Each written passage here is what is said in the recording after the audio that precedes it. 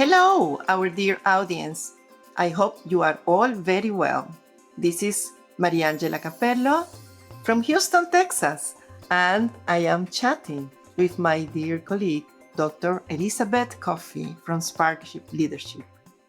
And I am delighted about the topic we have today for you because it is ambition. Disguise or reveal? Should we disguise or should we reveal the ambition that we have into leadership, right? And well, a good way to start this number 3 podcast of our series, Becoming CEO, is most probably to have a definition of ambition. And I will take care of looking at the dictionary and will let you know that, as per the dictionary, ambition is the ardent desire for rank, fame, or power. That is ambition, an ardent desire for rank, fame, or power. And with this, we start our podcast number 3, Ambition, Disguise or Reveal. Liz? Thank you, Mac. It's wonderful to be back here again. And just to frame this topic, the succession process for the CEO is a hugely political and frankly highly risky situation. It's risky for both the individual involved who's a candidate, as well as for the organization. So part of the question becomes if you are interested in the CEO role, in moving into that succession process, should you show that to people or should we wait to be tapped on the shoulder? There isn't a right answer. It really depends upon three things. Thing number one, what's the organization culture? Thing number two, what's the national culture within which you're working?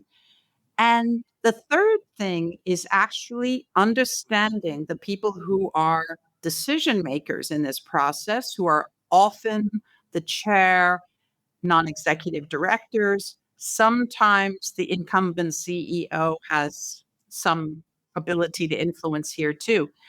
All these things are mixing together, and you have to be able to read them accurately and then work to that.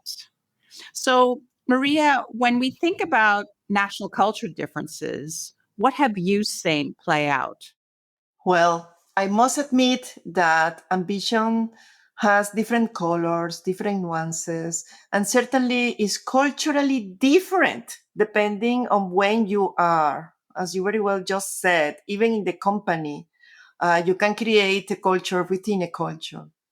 And I would say that, for example, in Latin America, showing ambition, and in particular, that kind of high ambition that will take you to C-suite roles is many times detrimental in escalating positions. I know that is a bold statement, but I would say that showing that ambition openly generally puts off selection committees in Latin America. In Venezuela, I would tell you that generally people will tag this person with that kind of, I would say, like non-perishable label that you stick on people many times. But for those ambition people that talk all the time about how good they are, how, fantastic they would be at the helm and why they need to be president, they have immediately, this tag on them by everyone saying that, oh no, this person is too ambitious or she's too self-centered. Absolutely. So, as a natural consequence of that, I have seen that at least in Latin American countries, people stay for years pretending to be humble and supporting others in corporations, trying to make sure that yes, someday they will be taken into consideration. At the same time, playing the very complex political game, inside the corporate escalation ladders or pyramids. I like to use, by the way, the simile of a pyramid in corporate escalation because the pyramid have very slippery sides. Ladders, you can still grip on, every one of the segments of the ladder. But pyramids have very slippery sides, and this can very easily happen to, failing ambitious people not playing the game correctly.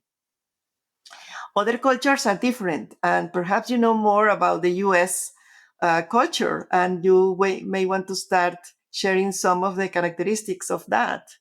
Absolutely. And I think, Maria, I had the experience, obviously, from growing up in the US in the early part of my career.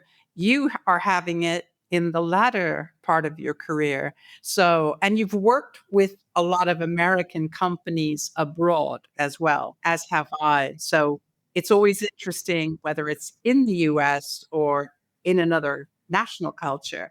But what I have seen generally is that Americans love the idea of a big vision, a big dream, a big kind of hairy, audacious goals. And they, for example, in interviews, oftentimes people will be asked the question, what's your vision for yourself in the next 10 years? What do you think this department should be doing in the next 5 years?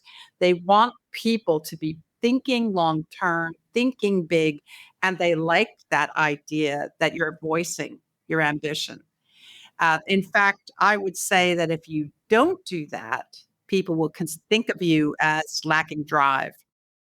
What's your experience in this area in the US? Well, I would say that now that I live here, I can really understand what I experienced as a second hand, you may say, when I was working in service companies in the Middle East or in Latin America. I worked for very large service companies with global operations in energy, right? In oil and gas at the time. Now they work also for renewables. But it was very interesting to see that if you would voice out your ambition, then you would be taken into consideration for promotions. And it was a very vertical kind of approach to, navigating, I would say, the ranks of the company. And instead, in other segments that I have been, for example, in national oil companies, in Venezuela in particular, I would say that all of a sudden this vertical, approach to power was not there. And all of a sudden, a very powerful asset manager or, for example, a production vice president for, with millions of barrels of responsibility was suddenly taken to, the whole corporation people division, for example. And, this would be shocking probably in other corporations or for America and kind of mentality in a corporation. But in Venezuela, no, we all knew that this person was given lateral movements to get to know all the corporation, all the different segments of the corporation, so that she or he was ready for the final movement, which was all the way to become CEO. So I would say that, again, going back to what I was explaining about that kind of humbleness, even fake humbleness, if you may, that prevailed in Latin America and prevails many times in other countries where community is above the individual, right? And that happens in Asia, that happens in Africa, that happens also in Venezuela and in Latin America. The person would accept this with speeches something like, I accept this role because this is where the company needs me and I am here to serve corporate goals. So I have heard those speeches many, many times. But that in the American companies, you were asking me, no way, that is not going to happen. Indeed. And I do think one of the most interesting things, probably both of us have experienced, is when there's an organization culture from one national culture, like an American company in a different national culture, where those contrasts can be seen and blow up in kind of unexpected ways. I mean, to go back to the American wish to kind of broadcast, one of the things I have seen a lot is that Americans are really taught to be confident and to talk about themselves in a way which is kind of outlining their achievements and feeling good about those achievements. If you transplant that into London or humble cultures in different parts of the world, it looks braggadocious. It looks showy offy. So something that works well in the context of America may not translate well when it's actually in a different national culture. You've got something to say, I can see. Yes, you know that when I was in this service company and I was working in Kuwait, I was operations manager of Northern Middle East, right? But I was reporting to who was the division, or let's say division manager for the Middle East. And I, happened to come to Houston at the time for what was a meeting of managers from all over the world. And the meeting was held in different cities. That year was in Houston. And when I came to Houston, I got the opportunity to visit with a vice president. And he asked me directly, at this point, I was assuming that you would have been the division's manager, you know? And I said, I'm not reporting to a person of this ex nationality. I said, why? Well, because to me, you have better credentials, more experience, and you are a female who is pioneering in the Middle East, doing a role that no other woman has done before for us as a service company. And, I was like mesmerized by this American view at the issue. And that reframe what I was doing in my own role.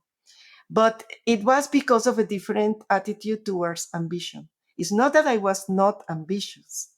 It was that I didn't demonstrate. And if this happened to me, I had to realize that I was coming from a culture that was community over the individual, which was more the Venezuelan. So at that time, I had to bring the Italian in me, which is more individualistic than community driven. That's why we have the Renaissance men like Michelangelo or Leonardo da Vinci that alone would build, a whole world of artistry. But you take, the joke in Italy is that you take an American alone and it's just an American. But you take a team of Americans and you have grandeur, you have a good way of doing things.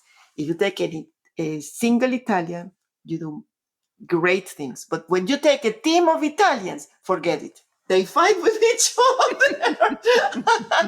Of course, this is exaggerating and is not necessarily applicable to CEO becoming CEO, but it certainly, I think, it conveys the fact that different cultures certainly provide a different setting, and it affected me. And I am here sharing transparently what happened to me in a moment that made me realize, okay, ambition is there, but it's not being shown enough for an American company.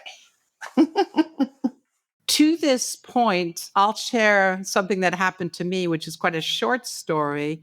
When I was trying to get my first position in London as a board level coach, I was quite young for that.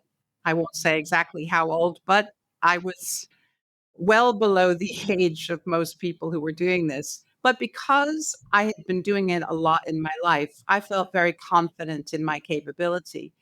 And I targeted the three big companies that at the time, which is the mid 90s, were doing this work in London at board level. And the first person I met was leading this company. And he said to me, you sound like you have a lot of capability, but please come back to us when you're over 50 and have had several board roles. So he literally just dismissed me out of hand.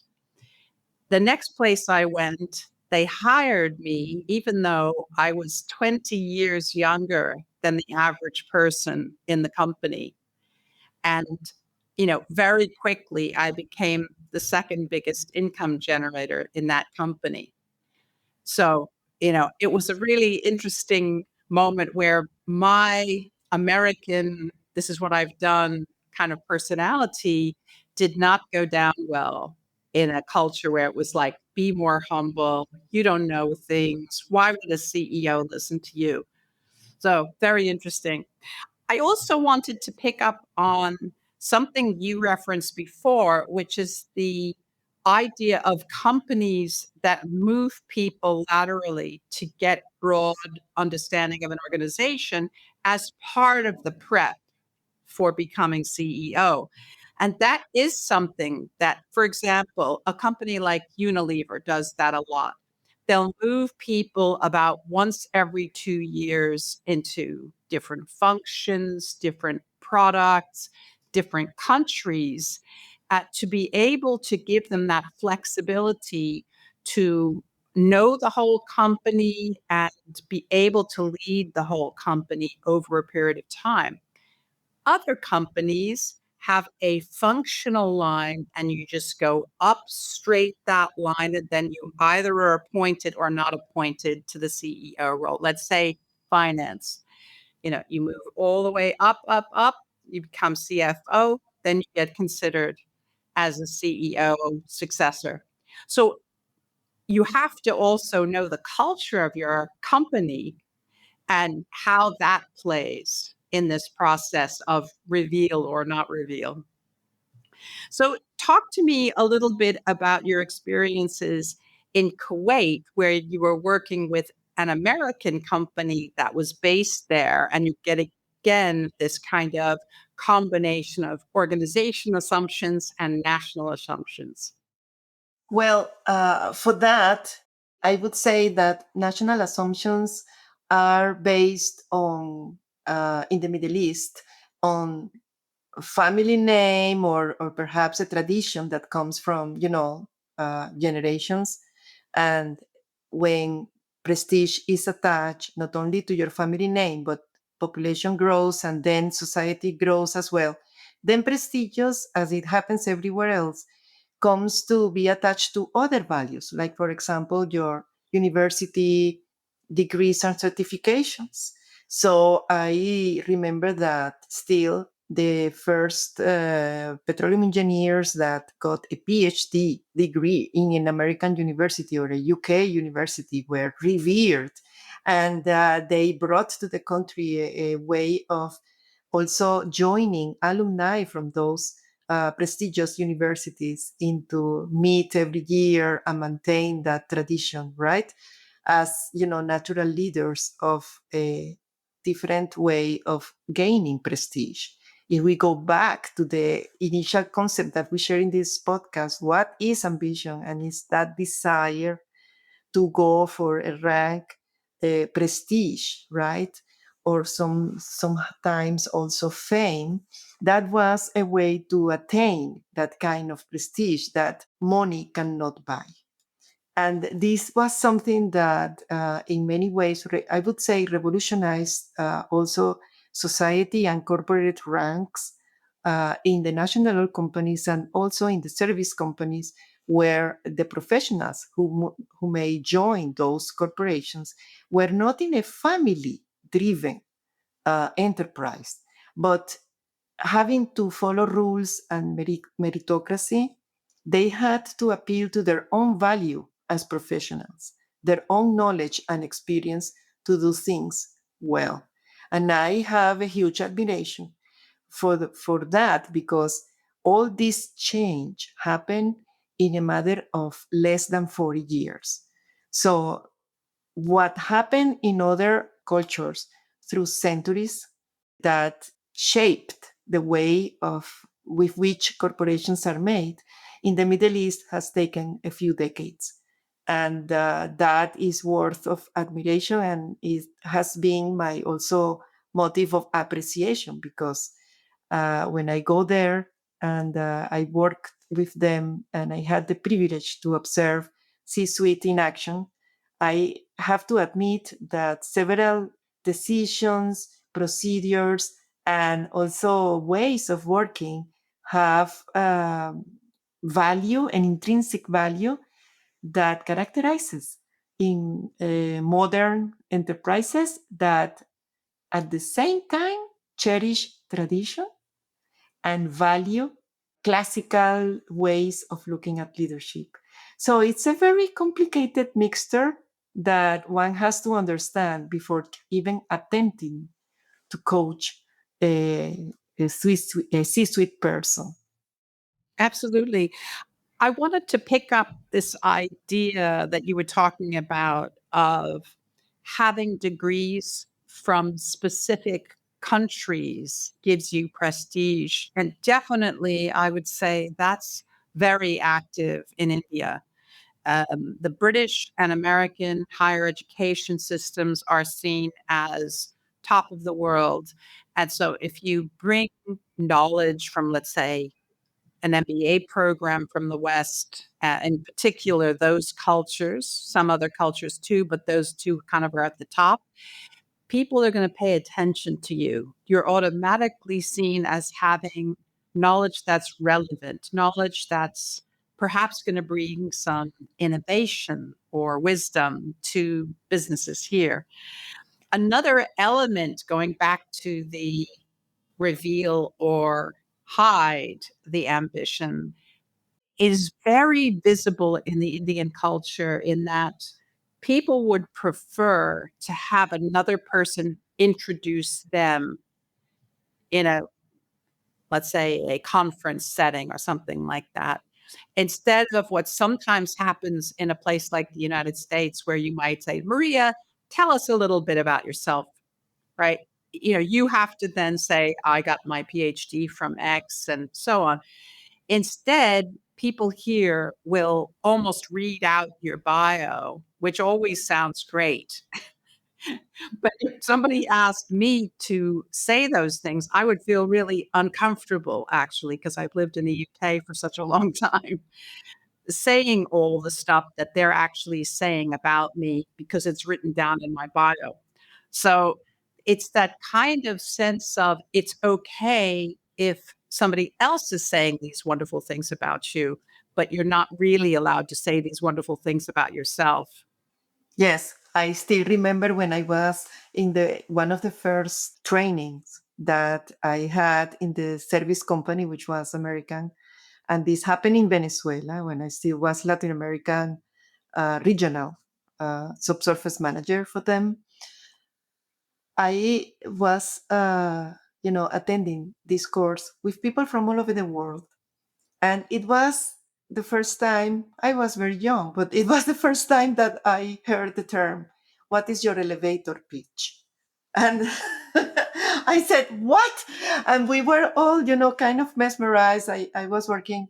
There people from Indonesia, from Nigeria. We had one Italian and two Norwegians, and yes, some of them had heard the term elevator pitch, but the Indonesian guy and I had not.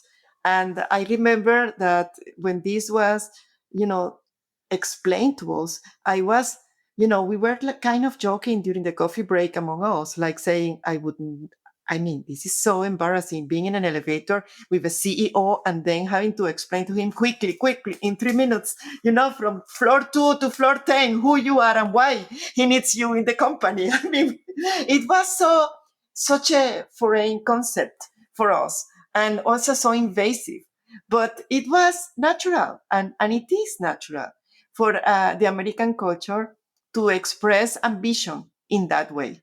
So that percolates, the way with which professionals escalate ranks and move out from companies, from one company to the other. That concept of loyalty to a single company is not something embedded in the American culture. On the contrary, a person that stays in the same company for decades is kind of suspicious. Unless it's ExxonMobil, in which case I have seen people very, very loyal, or Shell or others in energy that, I know them and I cherish them, my colleagues that stay in companies so long. They are wonderful companies, of course.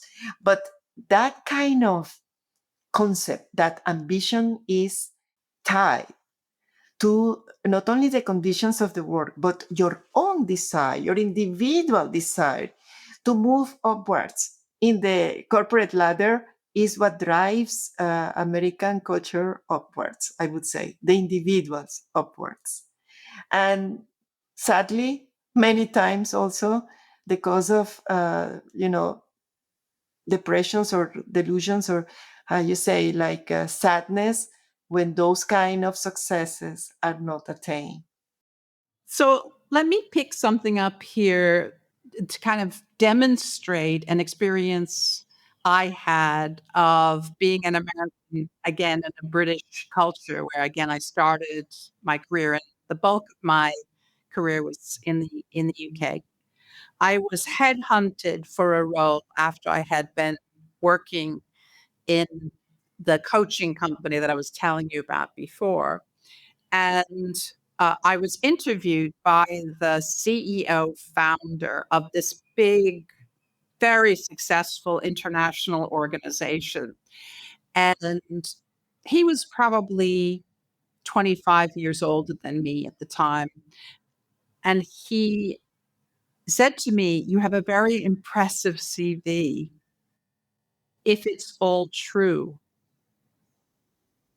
And I was really shocked because I, of course it was all true. I thought to myself, so he's kind of accusing me of lying in the interview. And it just startled me. But I was also kind of offended. Like, how could you accuse me of that? So it was a very odd moment where I had to sort of justify what was actually in my CV, which was really true, but was being questioned by this really senior guy. So this was interesting I had sort of revealed achievements, and he wasn't at ease with that as a British senior man. So that was very interesting to me. And I'm conscious that again, that was relatively early in my career. Americans can be seen as kind of nakedly ambitious. And I suspect that that's how he was thinking about me. He was derisive in the way that he actually responded to me. What has your experience been? Because I know in your book, Mentoring and Sponsoring Keys to Success, you have done some research about this. Well, now that you bring it up, I would say that that particular book gave me a glimpse into a variety of sectors. In that book, I brought to life, the career paths and the key moments where a sponsor would catapult an individual to stardom or to CEO roles or to leadership, in one word. And there are two cases that I really, enjoyed interviewing for the book. One was a photographer for National Geographic and Geo magazines. And when I interviewed him and I was asking him, how did he envision that kind of ambition? How he decided who to mentor and who to not sponsor, right? Because when you have a prestige and a name, sponsoring somebody else, you sacrifice a little bit of your own name, because if that person that you are recommending is not good enough, then you also lose a part of you in the process, a part of your prestige, which is as important as your name.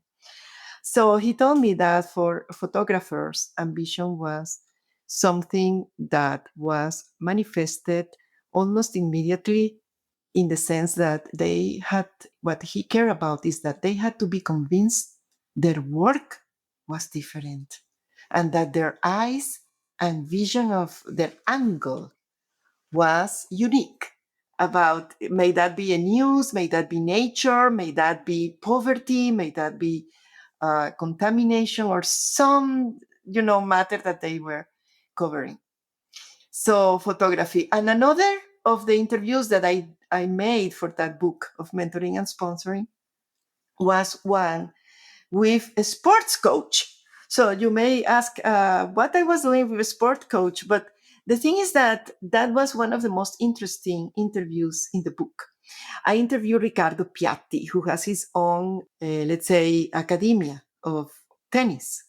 And he was the one who envisioned that Yannick Sinner, the young talent, Italian talent that won the 5 Grand Slams, etc., famous young tennis player, had the ambition. He wanted to, train, to mentor from, bottoms up. And I asked him, how do you recognize ambition? And I remember that he told me, well, I'm going to tell you a secret, but I take the young talents to a summer camp.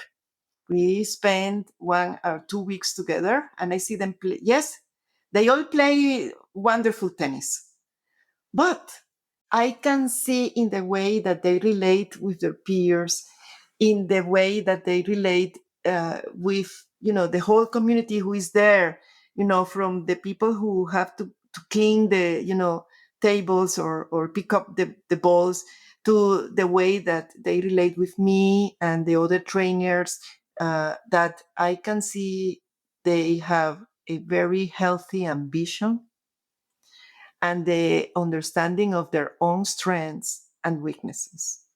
And I cannot tell this in one interview.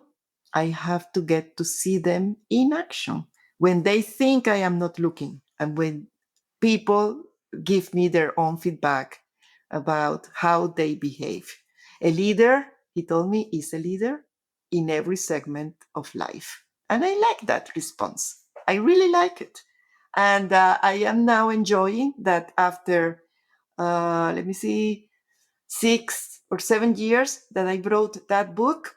I enjoy, watching Yannick Sinner, winning Grand Slams, because at the time I didn't even know who this young fellow was, and he was telling me about him from those years. Imagine, so he was so right. So that was a really talent chaser. So yes, I guess that for the CEO becoming CEO, we need also to see how the sports arena, how do they make things happen? Because we can learn a lot. Absolutely.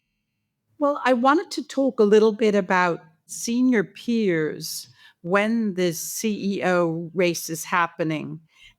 Because oftentimes, before the succession process begins, teammates at the top are being asked to be very collaborative with each other, to partner with each other, to be good teammates.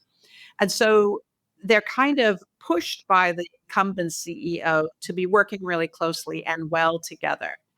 But when the race starts, you start to get very different behaviors starting to come to the fore, or not. But sometimes what you begin to see is people posturing of, you know, in public spaces, I'm better than her, I'm better than him. And it can be in a small group where the individual's not there, or it can even be in more public view, where they're kind of showing my business is doing better than your business. We got a bigger budget for our stuff than you did. And they're not going to sound quite as overt, perhaps, as I'm sounding right now, but that kind of posturing, especially in these kind of overt cultures like the US that we were talking about before, can actually begin to bubble up. What have you seen in this area? Well, I wanted you to perhaps expand more in your question about when you say that I am better than you. They signify this actually with, you mean body language, or actually with verbiage about it? There are many ways. So, for example, I know of a situation where the current CEO has a favorite in the race and will do things like seat that person next to him in large group meetings of the senior peer group, or will be turning to Joe Blogs and saying, give us your insights about what's going on in this situation, as if he's full of wisdom and insights that other peers don't have. So he's getting a kind of spotlight from this special relationship and then kind of blossoms into it. I would say that I have seen extremes in that kind of peers competition. And in some cases, some of the, let's call them competitors, think it is a lost game because when favoritism or preferred ones are obvious, they, just throw the towel and they say, okay, the battle is gone. And they start or chasing other opportunities in other companies for their same rank, right, or better, or they just let it go and then start working as the second intern, supporting the CEO to be, let's say. So that is one attitude that could work if they have the time, first of all, to wait for that change, or they have also the patience to wait for that to happen.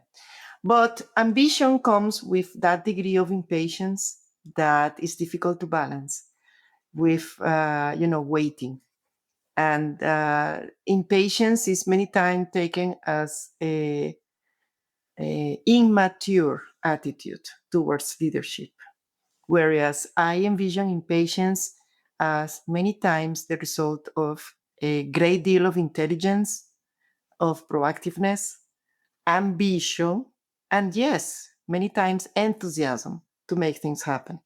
So, an impatient person is not necessarily an immature person, but we have become used to associate leadership and CEO roles with that kind of person of a very slow movements and thinkful attitude and condescending gestures that only cares about teamwork, etc. Whereas I instead admire those CEOs that have the courage, okay, which is today so relatable to ambition, who have the courage to pursue change and to take difficult decisions. So that kind of ambition, I don't think is the kind of ambition that waits for or let go when preferred people are obvious. So if a person is truly ambitious, is generally fully conscious of her own value and would seek her path in other corporations. But seeking can be overt or covert, right? So you might be doing that very visible posturing, or you might be having private conversations behind the scenes with key decision makers, for example. So there's different ways. And this leads me to another element of kind of like during the race, if you will, how peers, senior peers who potentially could be in the race or reporting to the new CEO, how they interrelate. What I have seen sometimes is that the process is secret. And so potential successors are not actually told that they're potential successors, but they might be given extra coaching or they might be given new responsibilities that is kind of like give them some experience that's relevant to the CEO job.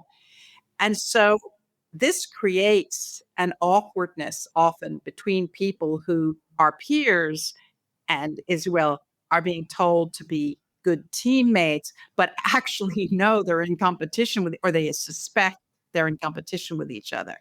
This is a very murky, awkward moment. And then at a certain point, the appointment is made. And then the senior peer has to decide, what do I do? Do I like this person? Am I comfortable working for this person? And I saw a really interesting experience of in a very large energy company. A woman was actually in the running for a CEO job, and there was a lot of competition with a very senior guy who had a super close relationship with the group CEO, where he was antagonistic towards her, almost to the point of verbal aggression. And she was then appointed, and within a period of weeks, he was her biggest supporter, publicly talking about her, appearing at events by her side. So he went from, "You're never gonna make this," to, "I'm your best mate." And it was a very interesting kind of shift. Now, sometimes that's not what happens. Have you seen experiences where people decide, "I can't work for him or her now that he or she is becoming CEO?"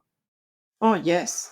I have seen that happening in cultures like the American culture and in the Middle East. Let me start with the Middle East. Sometimes appointments, and not necessarily of the new CEO, even lower levels, like managers, would trigger people to go on vacation for extended vacations for 2 or 3 months. And everybody would accept that as normal because they were like not grieving, but passing up the fury times that these nominations impacted them with. And everybody knew that, and that was accepted. So even if, for example, the vacation maximum time was, let's say, 30 days, even if these persons were off for 44 or 50 days, it didn't matter. People would not reprimand them or whatever because everybody in the company knew that they were kind of, grieving and cool off what happened with the new nominations. In America, I have seen people even resigning because they simply cannot work with that XXXX, a very horrible word. And yes, and it's something that the rest of the company have to deal with. And unfortunately, people at the mid levels or regular employee entry level are shocked about. But it's something that we need to acknowledge that we are all humans and it happens. And especially, again, this is not a ladder, this is a pyramid, and it is very slippery. And also mistakes can bring you to, a wrong movement can get you down. So at the very, top levels in the C suite, every single element counts.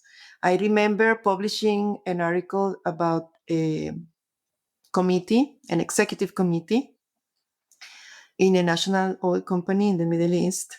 And the report was very praising to the chairs that I knew and the members of the committee that I knew.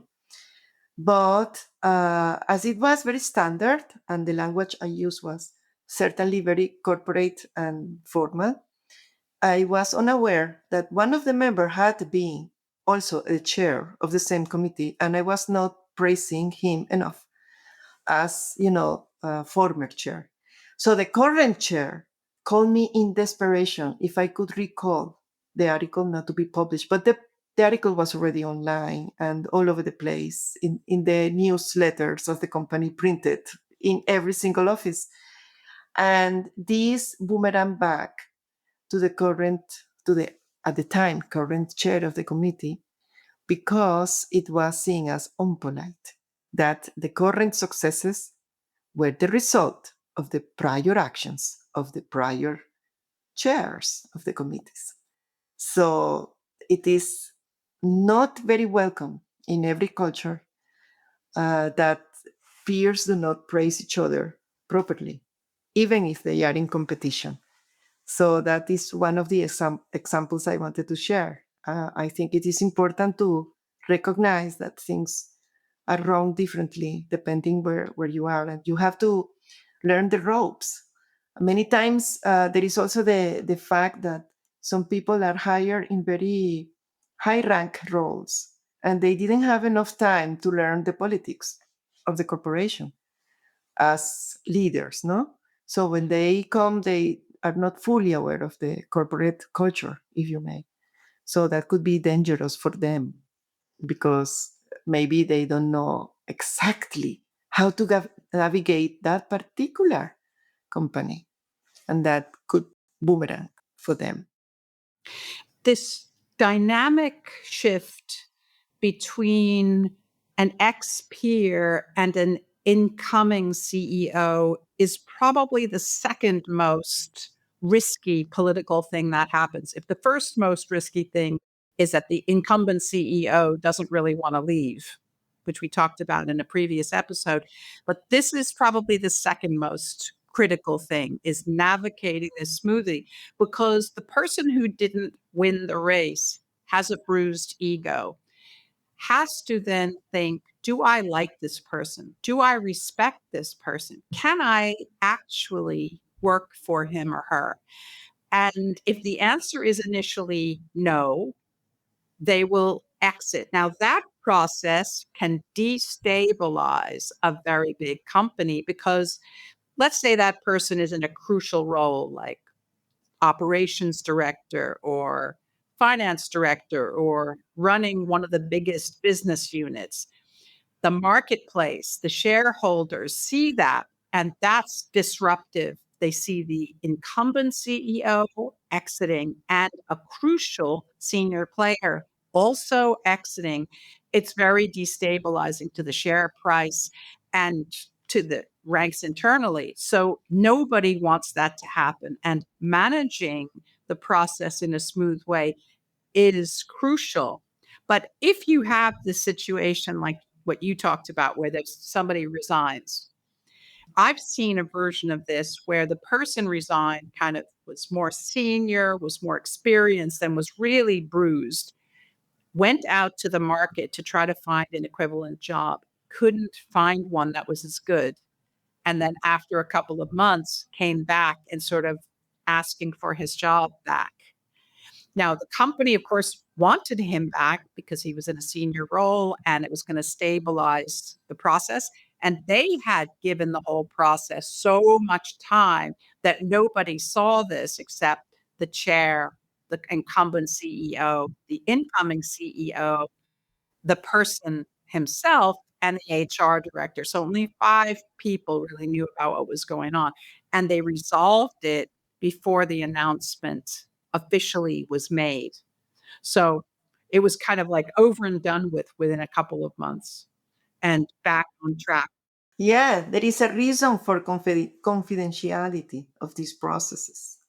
And another thing that becoming CEO is to be considered is that the second runner up is generally not prepared to see the reactions of the employees, his or her own employees. I mean, when the announcements come out and how people react to the announce, because they are generally used to have this kind of pampering and praising and support from their employees, but they probably never expect everyone as an orchestra changing the beat to another orchestra director and playing another music that he or she is not used to listen. So it's very difficult for the second runner up to adapt to the circumstances when the outcome is not the desired one. So, becoming CEO is one of the most difficult races that are out there in the corporate world because there is only one position for that. I wanted to come back to something that both of us have a lot of experience with, which is some of the differences that arise between men and women in how they demonstrate or speak about ambition, whatever the national culture, because I've seen this and you have too, across national cultures and across organization cultures. I want to start with a short story and then kind of ask your perspective on this. So, years and years ago, after I had written a book with a couple of other people about women leaders in the UK, this was 1999 that the book came out. There was a very small group of companies in around 2000 in London and the UK that were very focused on gender and leadership issues. British Telecom was one of them. And I was invited to a conference by them. And at one point, the chairman of BT got up and told this story, which I thought was so interesting. He said that when he's preparing to go to a meeting for BT, that's like an hour's drive away, and he's going to share the car with a more junior colleague. He said, if that is a female colleague, she will spend the entire 1 hour preparing him for any questions that might arise when he lands. In contrast, he said that when he takes that journey with a male colleague, he hears about all the achievements of that individual over the last 6 months. Well, that is probably related to the way that at the age of C-suite individuals, most probably women have a struggle to get there, and men also understand that they have to position themselves very well. So women are perhaps more used to support each other, and hence supporting leaders and explaining and coaching and prep them for what they are about to face. And but there are different reactions. I would also like to share one time, pre Chavez time in Venezuela, when there was the opening of the oil industry, uh, several joint ventures were shaped with American, Norwegian, and other European companies to operate the tar belt of the Orinoco tar belt. And in these joint ventures, already the president of those, the CEO of those from the Venezuelan side, right, were appointed. One of them was a woman. And I had this conversation with her. So this is a true story, that her co-president, let's say, the president from the American company, when he came into the country, she went to pick him up as a matter of courtesy, right, arriving into the country to the airport at the city nearby, the operational zone. And she went with a small committee, etc. And when they were going to the office, this man told her, "Oh, don't worry. Now that I am here, you can relax, and I will take care of all, the operation, finances, human resources, and all." And she bluntly replied, "Well, in fact, I have already taken care of many of those. I will show you what is your office, and we will agree on every single decision that this company will take, going onwards. Because that is the way we do things here in teamwork," she said, very sweetly, but very bluntly. So he understood that the music was another, right? And I imagine that he had to accommodate. But I don't take any wonder in that. If you think about that in Latin America, currently we have women presidents in Nicaragua, Mexico, Honduras, and Peru. And we have had women presidents in almost every country in Latin America. Regrettably, not in Venezuela, though, where I was born and lived so many years. But certainly, women in Latin America have a way of not only surviving the system, but mastering it for many reasons. But in particular, they are not only respected, but many times as only breadwinners and professionals with university studies and more. They know how to play the game.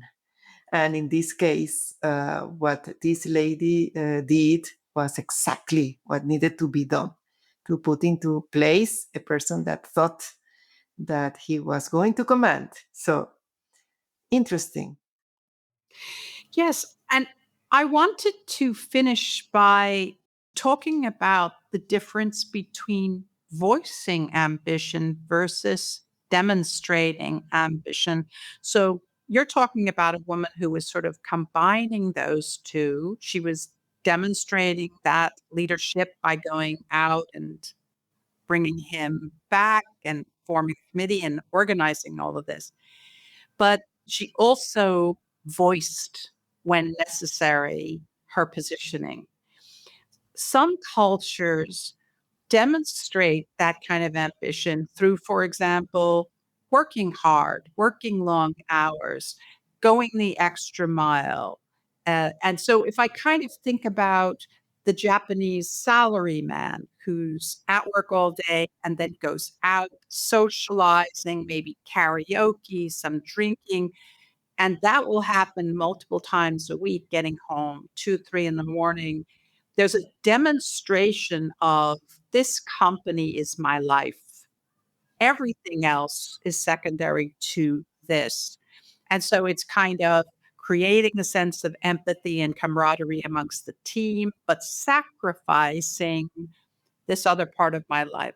This happens as well, for example, with investment bankers, especially in the early stages of their careers in different parts of the world where they are required to stay really long hours and create decks for their seniors to take. And they'll be there till 1, 2 in the morning on a regular basis. India is similar. Let me hand over to you. Well, that is so important that we may want to dedicate another chapter to that element of ambition. In any ways, I just wanted to finalize. We started with the concept.